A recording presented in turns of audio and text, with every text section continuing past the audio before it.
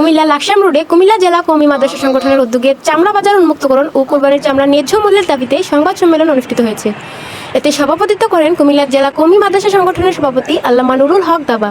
আজ বৃহস্পতিবার দুপুরে কুমিল্লা নগরীর লাকসাম রোডে সংগঠনের কার্যালয়ে আয়োজিত এই সংবাদ সম্মেলনে বক্তারা বলেন, কোরবানির মৌসুমে কওমি মাদ্রাসাগুলো চামড়া সংগ্রহ করে বিক্রির অর্থ দিয়ে এতিম ও অসচ্ছল শিক্ষার্থীদের পড়ালেখার ব্যয় নির্বাহ করে থাকে। তারা অভিযোগ করেন, কয়েক বছর ধরে চামড়ার ন্যায্য মূল্য না পাওয়ায় দেশের হাজারো মাদ্রাসা আর্থিক ক্ষতির সম্মুখীন হচ্ছে। এছাড়া চামড়া সংরক্ষণের নামে লবণ প্রয়োগের সরকারি নির্দেশনা বাস্তবতার সঙ্গে সামঞ্জস্যপূর্ণ নয় বলেও দাবি করেন তারা। বক্তারা আরও বলেন, প্রয়োজনীয় অবকাঠামো ও জনবলের অভাবে প্রতি বছর বিপুল পরিমাণ চামড়া নষ্ট হচ্ছে, যা দেশের চামড়া শিল্পের জন্য হুমকি হয়ে দাঁড়িয়েছে। এ সময় চামড়ার ন্যায্য মূল্য নিশ্চিত, বাজার উন্মুক্তকরণ এবং ট্যানারির সঙ্গে সরাসরি বিক্রির সুযোগ নিশ্চিত করতে সরকারের প্রতি জোর দাবি জানান সংগঠনের নেতারা। দাবি বাস্তবায়ন না হলে ভবিষ্যতে মাদ্রাসাগুলো চামড়া সংগ্রহের বিষয়ে কঠোর সিদ্ধান্ত নিতে বাধ্য হবে বলেও হুঁশিয়ারি দেন তারা। সেক্রেটারি শামসুল ইসলাম জিলানী কওমি মাদ্রাসা সংগঠন কুমিল্লার উদ্যোগে সংগঠনের সভাপতি আল্লামা মোহাম্মদ নুরুল হক সাহেবের সভাপতিত্বে চামড়া বাজার উন্মুক্তকরণ ও কোরবানির চামড়ার ন্যায্য মূল্যের দাবিতে সংবাদ সম্মেলন। তারিখ 21 মে 2026 খ্রিস্টাব্দ বেলা 12টা, স্থান সংগঠন কার্যালয়, জামিয়া আরাবিয়া কাসিমুল উলুম, লাকসাম রোড, কুমিল্লা। প্রিয় সাংবাদিক ভাইয়েরা ও দেশবাসী, চামড়া এদেশের একটি গুরুত্বপূর্ণ সম্পদ।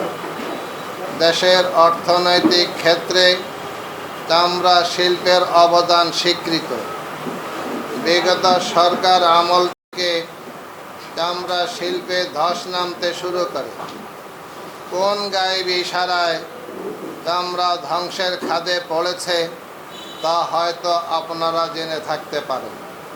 প্রিয় বন্ধুগণ, বাংলাদেশের অসংখ্য কওমি মাদ্রাসা কোরবানি মৌসুমে চামড়া সংগ্রহ করে বিক্রয়লব্ধ টাকা দিয়ে মাদ্রাসার অসচ্ছল, অসহায় ও এতিম ছাত্রদের ভরণ পোষণের ব্যবস্থা করে তাদেরকে দিনী শিক্ষা প্রদানের মাধ্যমে আদর্শ নাগরিক হিসাবে গড়ে তোলার এক প্রশংসনীয় উদ্যোগ যুগ যুগ ধরে অব্যাহত রেখেছে। বর্তমান সময়ে চামড়ার ন্যায্য মূল্য না পাওয়ায় মাদ্রাসাগুলো চামড়া সংগ্রহ, পরিবহন ও সংশ্লিষ্ট খরচের পর আর্থিকভাবে চরম ক্ষতিগ্রস্ত হচ্ছে। ফলে মাদ্রাসাগুলো প্রকট আর্থিক সংকটের সম্মুখীন হচ্ছে। অধিকন্তু বিগত কয়েক বছর যাবৎ চামড়া সংরক্ষণের নামে মাদ্রাসার নিজস্ব ব্যবস্থাপনায় চামড়ায় লবণ প্রদানের রাষ্ট্রীয় অযৌক্তিক নির্দেশনায় মাদ্রাসাগুলো বিপাকে পড়েছে, যা মাঠ পর্যায়ের বাস্তবতার সাথে অসামঞ্জস্যপূর্ণ।